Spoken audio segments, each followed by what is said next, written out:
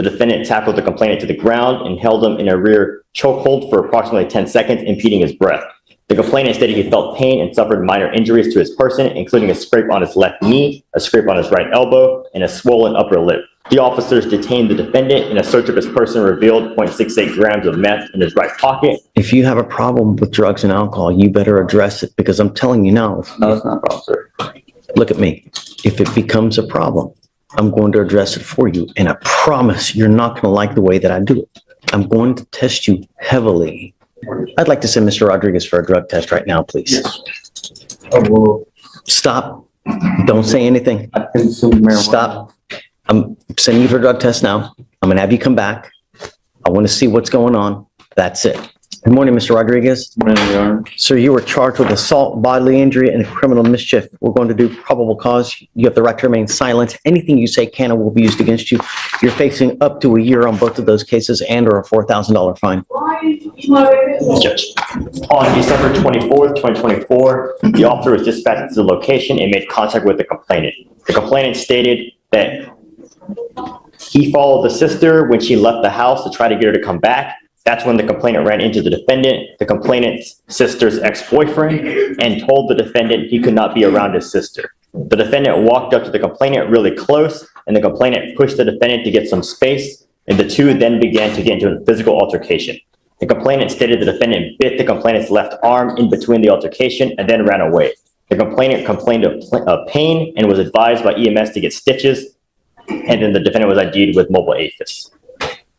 You said this was a sister as a complaining witness? No, Your Honor. The sister was the ex-girlfriend of the defendant. The brother was the complainant. Got it. Okay. Tell me about the criminal mischief. On the criminal mischief, Just 2 minutes in, and the courtroom already feels like a pressure cooker. A man tackled another to the ground, meth found in his pocket, and the judge isn't holding back. This isn't just a case, it's a wake-up call. Listen to how quickly things spiral when the law catches up with you. on December 18th, 2024, the officer was So same day. Same day, Your Honor. No, it was before. The assault was on the 24th, the criminal mischief was on the 18th. So on the criminal mischief on the 18th, the officer was dispatched to a residence in Harris County, Texas in regard to a disturbance. The officer made contact with the complainant, who stated that the defendant broke his window with a rock. The officer made contact with a witness who stated that on the 16th, he observed the defendant throwing a rock at the front window, breaking it. The defendant was then observed by the witness leaving the area, returning to the side of the house, and throwing a bigger rock at the side window, causing it to shatter while also trying to enter the home through the window. The damage to each window was approximately $1,200. Both of these happened on the same day, right? No, Your Honor. The assault was on the 24th, and according to the witness, the criminal mischief was on the 16th of December. So the criminal mischief occurred before the assault. But I'm looking at the information. The information says December 16th on both. There is a second assault, Your Honor. What? There's one. On the 31st. Yes. Oh, okay. My apologies. I was reading because he was just picked up an assault. Let me read the assault that's out of the same transaction, Your Honor, because he picked up another assault, and that was my apologies. So for the assault on the 16th, the officers were dispatched to a Walmart in regard to service for a disturbance. And the defendant was taken back to the original scene, and the officer spoke to the complainant, who stated that he went looking for the defendant because he was a person of interest in a previous incident. While waiting for police to arrive, the defendant tackled the complainant to the ground and held him in a rear chokehold for approximately 10 seconds, impeding his breath. The complainant stated he felt pain and suffered minor injuries to his person, including a scrape on his left knee, a scrape on his right elbow, and a swollen upper lip. A witness, the complainant's girlfriend, witnessed the incident and saw the defendant choking the complainant. The defendant also admitted to placing the complainant in a chokehold. All right. Mr. Rodriguez, I'm going to find that there's probable cause to go forward with the case. I'm ordering you as a condition of your bond not to consume alcohol, illegal drugs, or unprescribed controlled medication. Yes, Your Honor. If you have a problem with drugs and alcohol, you better address it, because I'm telling you now. No, it's not a problem, sir. Look at me.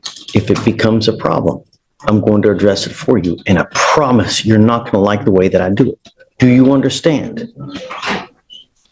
I'm going to test you heavily. Yes, Your Honor. That's fine.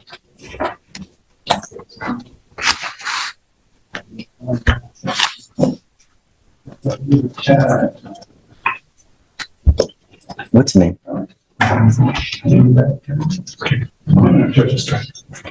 What is your name, sir? Mark. Mark. Hi, Mark. Nice to meet you. I'd like to send Mr. Rodriguez for a drug test right now, please. Stop. Don't say anything. I consume marijuana. Stop. I'm sending you for a drug test now. I'm gonna have you come back. I want to see what's going on. That's it. But come back. I'll give you a lawyer today. I want to know what's going on with you so that we're both on the same page. I can tell you. Don't say anything. Stop. Stop. Go take the test, and I want you to come back. I'm going to appoint your lawyer today. As far as your bond conditions are concerned, you're not to have any contact with the complaining witness in this case, not to go where they live, where they work, where they breathe. You're not to be in possession of any weapons. Do you understand? If you violate these conditions, you know what's going to happen. Do you understand? All right, please. So don't worry about conditions because I'm going to have them monitor. Yes, Judge.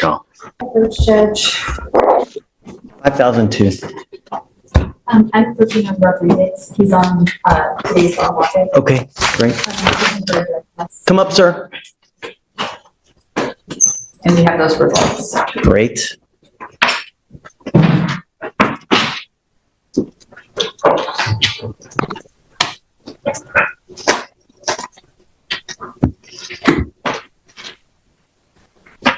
Judge, they represent positive for THC, amphetamine, MDMA, cocaine, and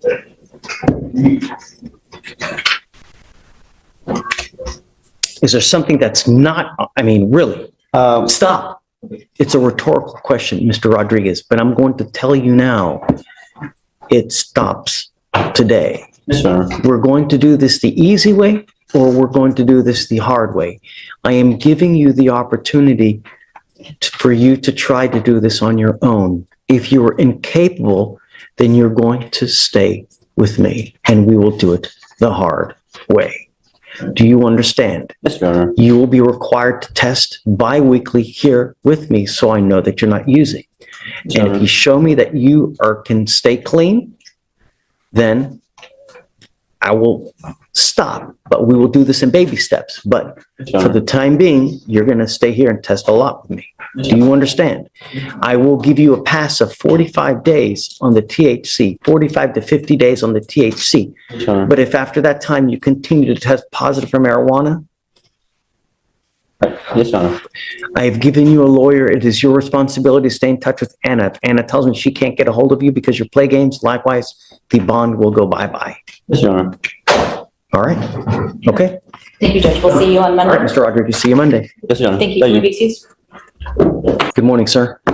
Sir, you were charged with assault of a family member. You're facing up to a year in jail and or a $4,000 fine. We're going to do probable cause. You have the right to remain silent. Anything you say can or will be used against you. You have the right to have an attorney present. If you cannot afford one will be appointed to you, sir. Yes, Judge.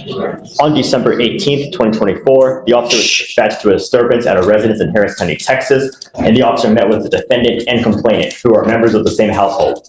The officer observed no visible injuries, and the complainant stated she had been living with the defendant for 7 months. So the complainant stated they were arguing in the morning, and the defendant pulled her by her legs off the couch. The complainant stated she hit her head on the coffee table as a result of the defendant pulling her off the couch, causing her to feel pain.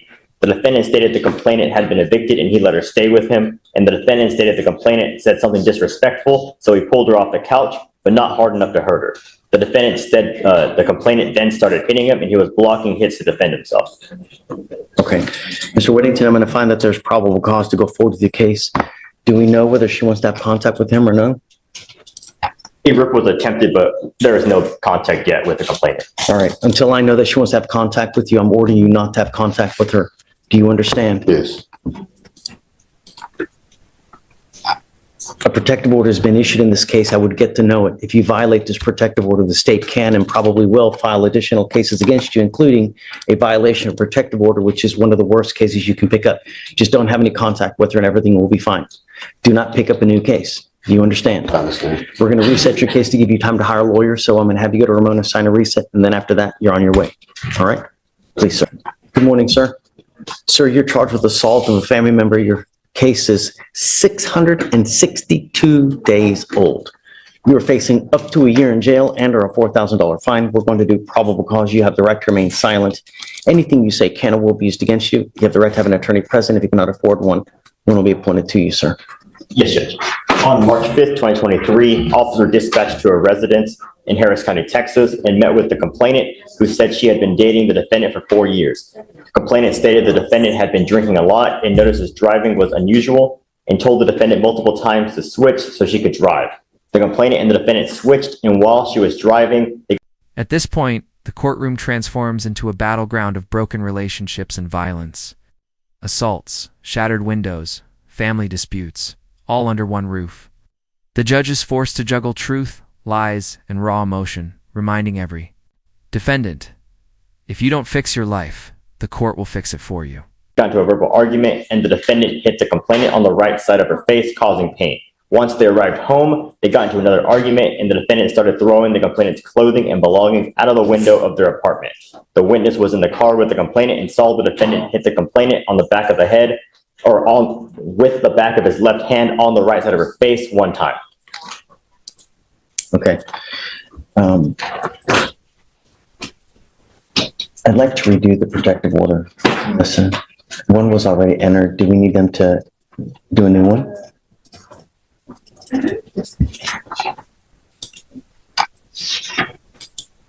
Mr. Harris, I'm entering in what's called a magistrate's order for emergency protection that identifies the complaining witness in this case. She is now a protected individual. You cannot communicate. You cannot do any family violence, assault, threaten, harass, use another person to communicate a threat or harassing behavior. You cannot be in possession of a weapon, go within 200 feet of where she lives or where she works. Do you understand? If you violate this protective order, the state can and probably will file a violation of protective order, and it's one of the worst cases you can pick up. Before you leave, you need to get to know this protective order so you don't violate it. I am ordering you not to have any contact with this person and not to be in possession of weapons throughout the remainder of this case. Do you have a lawyer today? We're giving you one today to figure out what's going to happen with this case. Your case is 662 days old, and we set cases for trial at 180. So we're going to figure out what happens with this case. I'm going to have you, well, for now, we'll just have you take your seat in the jury box. If you can reach out to the MAC, please. Good morning, sir. Sir, you were charged with driving while intoxicated, first offense. It's elevated to a Class A misdemeanor because of the high blow, so you were facing up to a year in jail and or a $4,000 fine.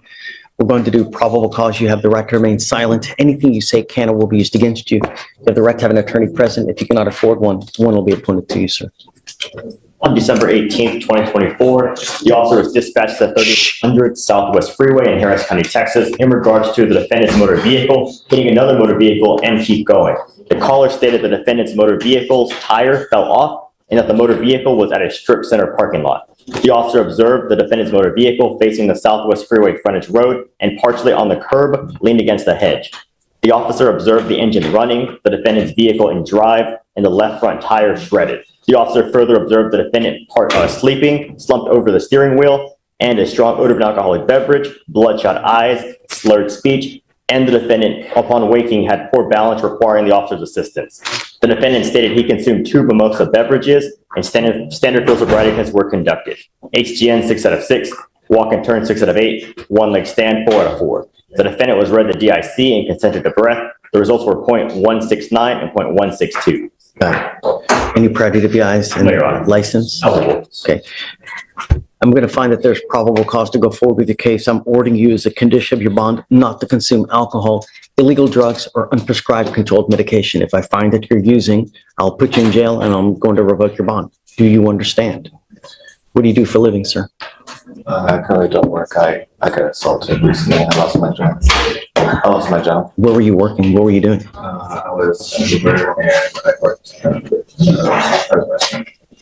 Why stop? You still need money. How are you getting money? I had to do light recovery. Okay. Did you want to apply for an appointed lawyer, sir? You're going to go hire a lawyer. I can't afford one. I need a. That's what I'm asking you. Did you want to apply for an appointed lawyer? But I will. No, I'm not. Do you want to? Yeah. Okay. Do you mind? I'm going to give you an application. I need you to fill it out. I need you to fill it out in its entirety. I need everything. I need to know everything about you. I'll take a look. If you qualify, I'll provide you with a lawyer today. Does he have you said he has a Texas driver license, I right? see an eligible license, Your Honor. You don't have liability insurance, then you're not allowed to drive. That's car insurance. If you don't have it, don't drive. I'm making that a condition of your bond. You must have a valid Texas driver license and liability insurance in your name. Do you understand? Okay, I'll have you fill out the application, Stephen. I'll have you sign a reset, and then we'll have you take your seat in the jury box. No alcohol, no dope. After you're done with that, you'll meet with pretrial services, so they'll go over your bond conditions, all right? Good morning. Sir, you were charged with driving while intoxicated. You're facing up to 6 months in jail and or a $2,000 fine. We're going to do probable cause. You have the right to remain silent. Anything you say can or will be used against you. You have the right to have an attorney present. If you cannot afford one will be appointed to you, sir. Yes, Judge. On December 16th, 2024, at approximately 12:48 a.m., officers were dispatched to a major crash at the 6100 block of Richmond Street in Harris County, Texas. Upon arrival, the officer made contact with the other officers who had advised that when they arrived on the scene, the defendant, the sole occupant of the motor vehicle, had crashed into the ditch. Upon contact with the defendant, the officer observed bloodshot, watery eyes, slurred speech, and a strong odor of an alcoholic beverage. An inventory search of the vehicle revealed 1 bottle of whiskey under the front passenger seat, which was 2/3 empty.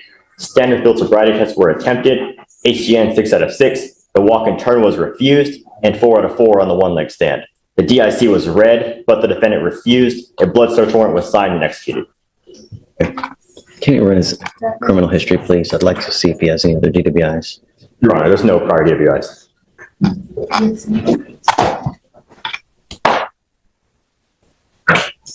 Is there an allegation that he was allegedly consuming alcohol while he's driving? No, Your Honor, they only found a bottle under the passenger seat. Not cold to the touch or anything like that. Mr. Nesbitt, I'm going to find that there's probable cause to go forward with your case. Have you run his license to see if he has a Texas driver license? It's eligible, Your Honor. All right. I'm ordering you not to consume alcohol or illegal drugs. I'm going to randomly test you. If I find that you're consuming alcohol or illegal drugs, your bond will be revoked. You will go to jail. No more PR bonds. Do you understand, sir? Yes. Okay. You have a license. You're not allowed to drive unless you have car insurance as well in your name. I'm making that also a condition of your bond. Do you understand? Yes. Do you have the ability to hire a lawyer, sir? I'm sorry? Are you working? What do you do in life? I'm a mechanic. What kind of I money? can afford an attorney. Do you want to apply for an appointed lawyer, sir? Yes. Okay. We'll give you an application. I need to know everything about you. Don't just put zeros because I'm going to send it right back. Now emotions boil over. Hi. One defendant is given a last chance, but with strict orders. No alcohol, no contact, no second chances. Another sits silently as the judge lays out a grim path if he fails to obey. In these moments, justice isn't just about punishment, it's about forcing change. Back to you. I need to know everything about you, and if you qualify, we'll appoint your lawyer.